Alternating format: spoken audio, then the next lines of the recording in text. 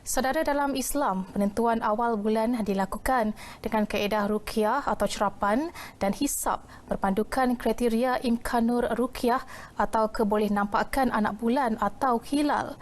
Namun, pada tahun yang mencabar ini, proses cerapan dibuat agak berbeza selari pematuhan Perintah Kawalan Pergerakan PKP. Laporannya bersama Fazrin Zahardin.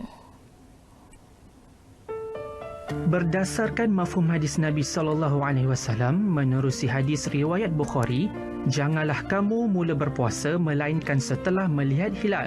Pada zaman ini, jika cerapan tidak dapat melihat dengan jelas anak bulan itu akibat cuaca, ilmu hisab bagi penentuan awal bulan dapat mengatasi masalah di negara berawan tebal seperti negara kita. Dalam meraihkan tuntutan agama ketika situasi pandemik semasa, kaedah khas telah dipersetujui oleh Muzakarah Khas Majlis Kebangsaan bagi Hal Ehwal Ugama Islam Malaysia MKI dan pihak berkaitan untuk melakukan cerapan ketika PKP.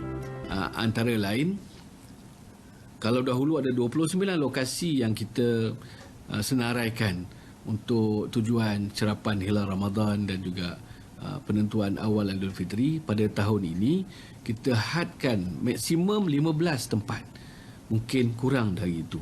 Lihat pada tarikh tersebut, bagaimanakah senario keadaan persekitaran berkenaan dengan wabak COVID-19 ini. Yang kedua, dari segi bilangan peserta yang terlibat tidak melebihi daripada 6 orang. Itu memang telah kita persetujui. Artinya akan ada seorang pegawai pelapor yang akan melapor kepada pejabat penyimpan mohon besar raja-raja. Yang kedua, ada 2 orang urus dia bersama dengan pegawai teknikal.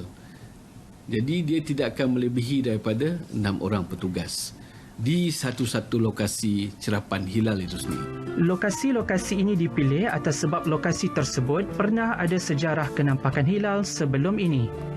Namun, walaupun jika hanya satu daripada 15 lokasi berkenaan mempunyai kenampakan hilal, maka ia tetap diambil kira sebagai kenampakan anak bulan Ramadan ataupun Syawal.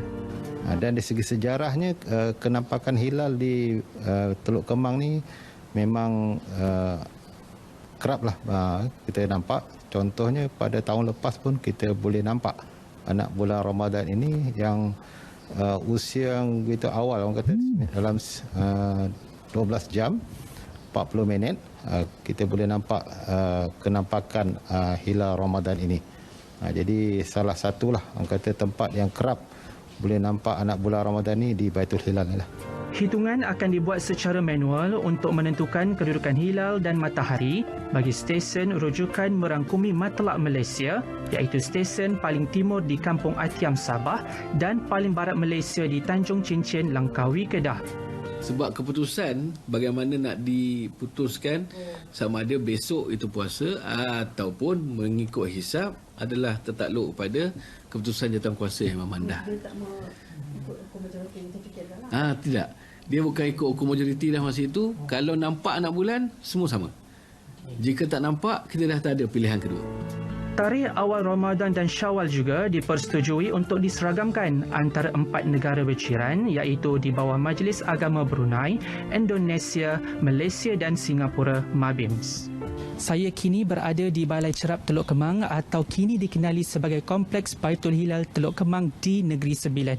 Ini merupakan lokasi pertama cerapan anak bulan di Malaysia sejak tahun 1970 dan Balai Cerap ini merekodkan kenampakan anak bulan paling tinggi dalam sejarah negara.